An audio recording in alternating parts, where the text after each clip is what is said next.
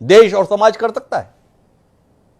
देखिए, अभी बहुत सारे दंगों की बात हुई, बहुत सारे पुलिस इनकाउंटर की बात हुई। जी पिछले 70 सालों में ना तो ओवैसी साहब की कहीं सरकार रही है, जी ना अभी लोगों ने एडमिट किया, ना कोई मुस्लिम लीडर रहा है। जी मुसलमानों ने हमेशा कांग्रेस को वोट दिया, कांग्रेस के टाइम में दंगे। मुसलमानों ने, हमारे साथी बैठे हैं सपा के, उनकी सरकार को वोट दिया, इससे तो इनकार नहीं कर सकते ना। जी क्या क्या दंगे हुए, उनका मैं नाम ना लेना चाहूंगा, अभी लेटेस्ट हुआ जब पिछली गवर्नमेंट थी। जी सवाल ये है कि अगर मुसलमान दूसरे लोगों को वोट देता रहता है और मुसलमानों के ऊपर अत्याचार होते रहते हैं, मुस्लिम नवयुवक या मुसलमान लोग इन टोटल क्राइम की तरफ बढ़ते रहते, तो सरकारें उसको रोकने का, उनके अपलिफ्टमेंट का अगर काम करते तो दूसरा कहता है तुष्टीकरण हो रहा है, मुसलमानों का तुष्टीकरण हो रहा है। हम कभी सरकार में नहीं थे, सरकारों की अपॉइंटेड कमेटी, सच्चर कमेटी तक ने ये रिपोर्ट दे दी कि मुसलमानों की हालत हिंदुस्तान भर में दलितों से बदतर है। उसी बात को अगर कहने के लिए एक मुस्लिम लीडर निकल आया तो सबको परेशानी है, ये बांट रहे हैं, बीजेपी की बी टीम है, सी टीम है। भाई सवाल ये है कि जिस कम्युनिटी का 70 सालों में ये हाल कर दिया गया, क्या 1947 में भी पढ़ाई लिखाई में यही रेशियो था?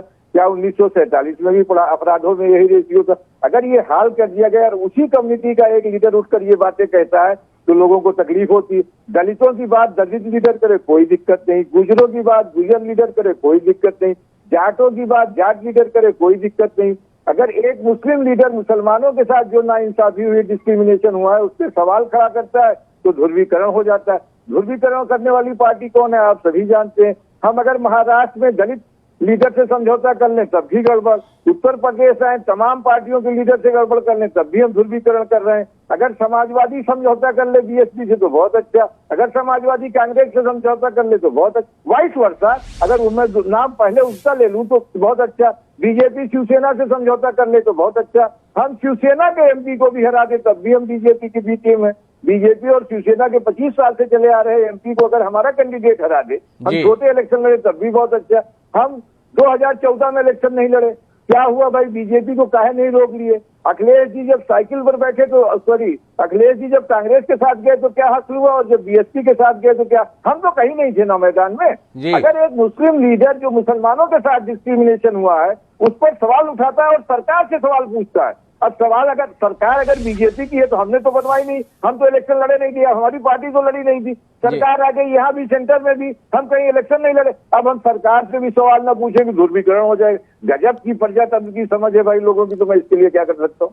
नहीं, समझ का संकट नहीं है। समझ इस बात को लेने की कोशिश कर रहे हैं कि आपको अपराधियों के एनकाउंटर में मुसलमानों की संख्या को लेकर सवाल है, पर बड़ी संख्या में मुस्लिम तबके से लोग अपराध की ओर बढ़ रहे हैं। इसके संदर्भ में रोकने के लिए आप क्या कर रहे हैं? ये सवाल अगर हम पूछ रहे हैं, इसका जवाब देने के लिए आप तैयार नहीं है।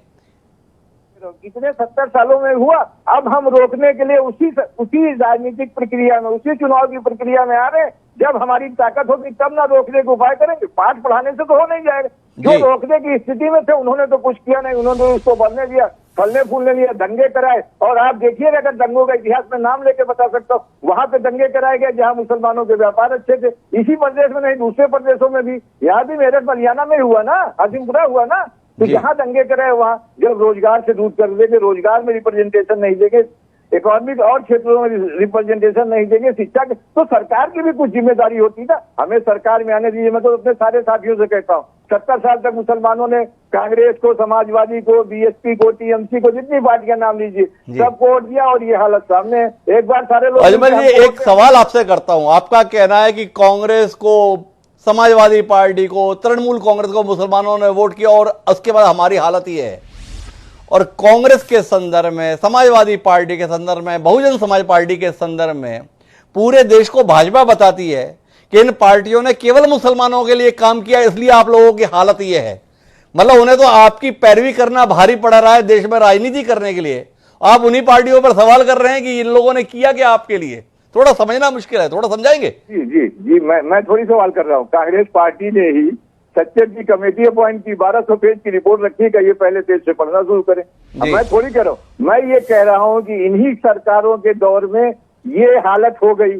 अब उसी हालत को, जो सच्चर कमेटी ने कहा, उसी हालत को अगर हम बतौर मुस्लिम बयान कर दे लोगों के बीच में तो बड़ा हम ध्रुवीकरण कर रहे हैं।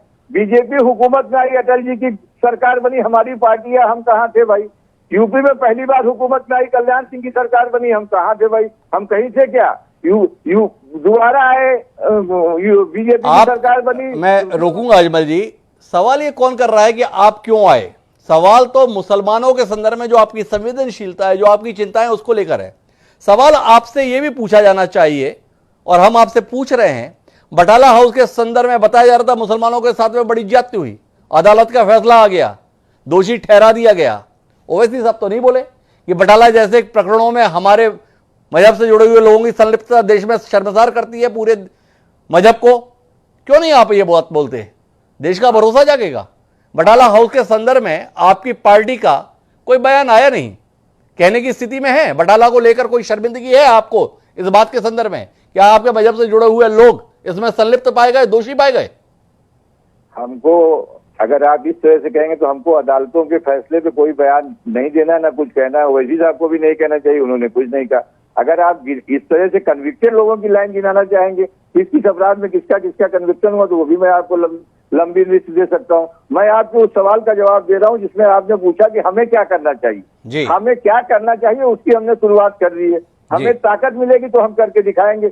हमने ये कहा, जिन लोगों के पास ताकत थी उन्होंने ही कमेटी अपॉइंट की, उन्होंने ही और तरह के वो कराए, उसकी रिपोर्ट मंगाई और रिपोर्ट में ये आया। हमें जब ताकत मिलेगी तो हम पाठ पढ़ाने जाए, हम किसी को रोजी रोटी देने के लिए, किसी को शिक्षा देने के लिए सिर्फ पाठ पढ़ाने थोड़ी होगा। उसी राजनीतिक हिस्सेदारी, राजनीतिक बराबरी के लिए हमने कोशिश की। अजमल जी ने बात अपनी बहुत स्पष्टता से कही, हमारे पास ताकत